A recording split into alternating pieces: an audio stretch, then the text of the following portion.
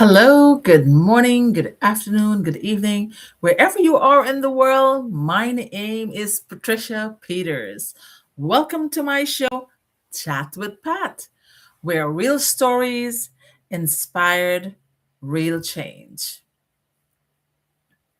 Hello, everyone on TikTok. Very good evening. Welcome to my live Chat with Pat. And this is being broadcast on YouTube right now. And I am obliging you guys with a second show of it. I always do it on StreamYard on Facebook. But welcome to Chat with Pat, where real stories inspired real change. Join me as we dive into conversations about life, business, mindset, success, overcoming challenges, building a legacy. No filters, no fluff. Just honest conversations, valuable lessons, and inspiration to help you move forward. Your story matters. Your voice matters. Your future matters. Pull up a chair, join the conversation, and let's grow together. Chat with Pat, empowering people, inspiring possibilities. Let's live, let's learn, let's laugh, and let's grow. Come on, guys. Woo! Welcome to my YouTube audience and to my TikTok audience tonight. It's Tuesday night in New York City, 7 p.m. As I promise, every 7 p.m. I will be here. If I cannot make it at 7 p.m., I'll be here 9 p.m. But today's topic is very interesting. And you've heard me several times. You've seen my posters, you've seen my posts, you've seen my messages. And you heard me several times. I talk about different topics. Today's topic is what happens to your family if you don't wake up tomorrow? That's it's quite scary, right? And that's a huge question we all afraid to ask ourselves. Hi everybody. Hi Cuts. Hi Indra. Hello Parvati. Hi Rita. Thank you guys for stopping by and ask yourself this question, ladies and gentlemen. Yeah, what happened to your family if you don't wake up tomorrow? And it might be scary, but it's reality. Live you may, die you must. And only wise people think about that, right? So last year, I've lost my job. A few months later, I lost my dad. My job for living in this country, I work at this major green energy company for 4.5 years. I work at the bank for 17 years. And it's gone. It's gone, guys. Then my daughter faced a 5,000 car repair. So, bip, bap, bap, one after the other, stuff happened to me. And one question kept me awake at night. Do you know what that question is? Do you guys know? If I don't wake up tomorrow, what happens to the people I love?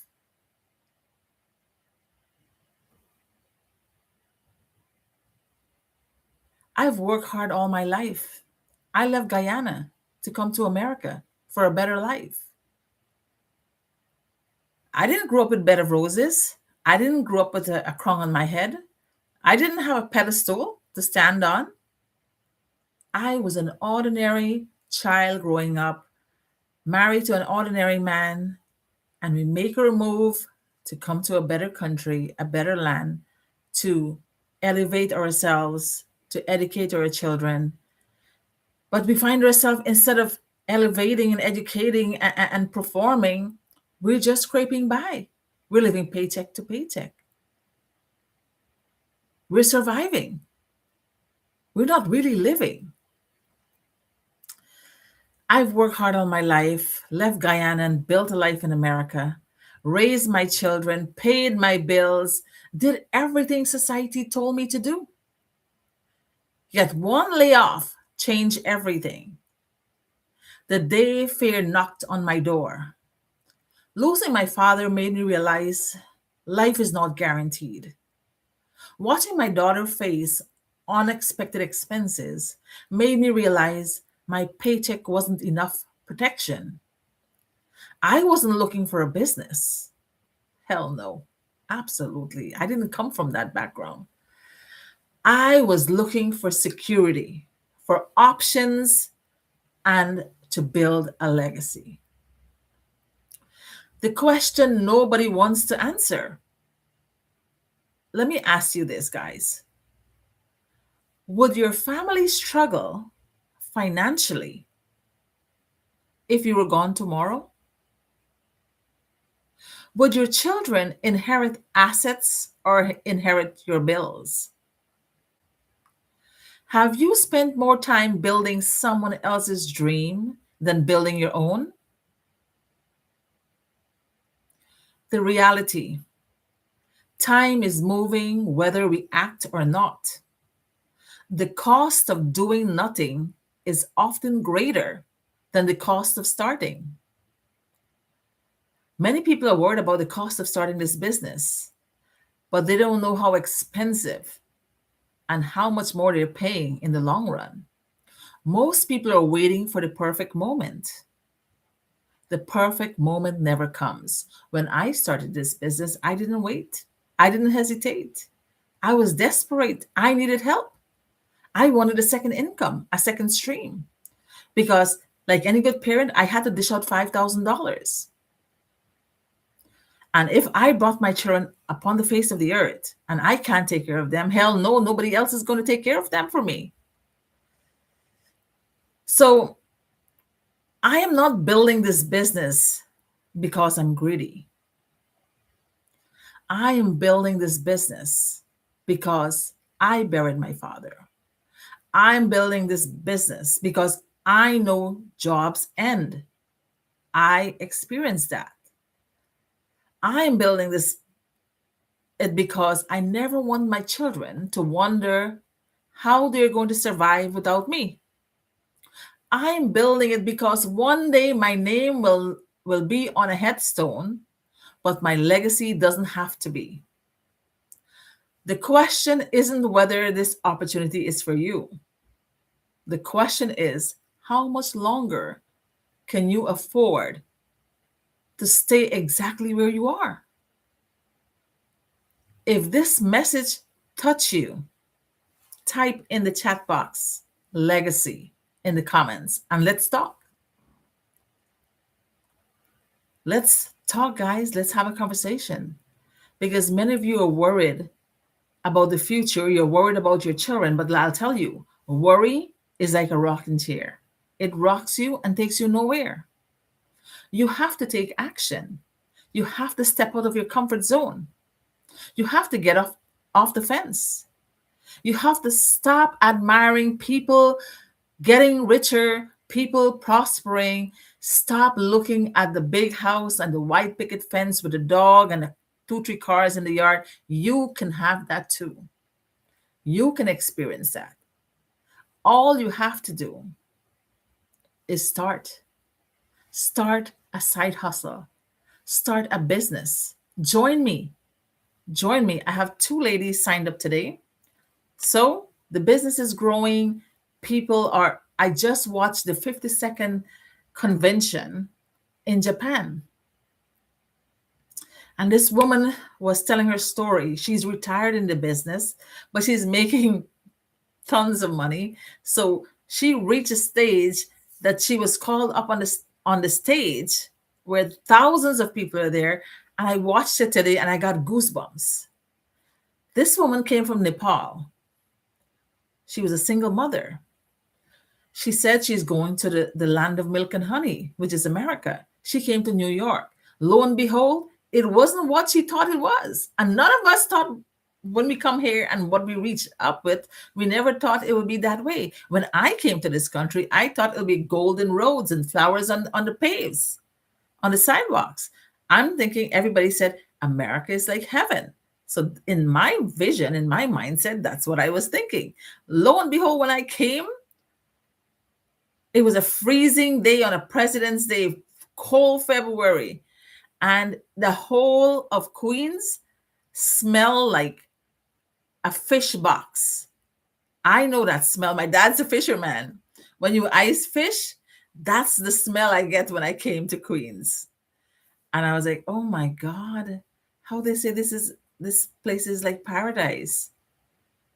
but you can make it your paradise. You can make it your heaven. And that's what I did. That's what I'm doing. So this woman was telling her story, and she ended up living in a basement with her son. We all did that. Many of you are still doing that. I live in a basement where rats were biting my children's toes. The basement gets flooded. We were sleeping on the floor, and the basement gets flooded.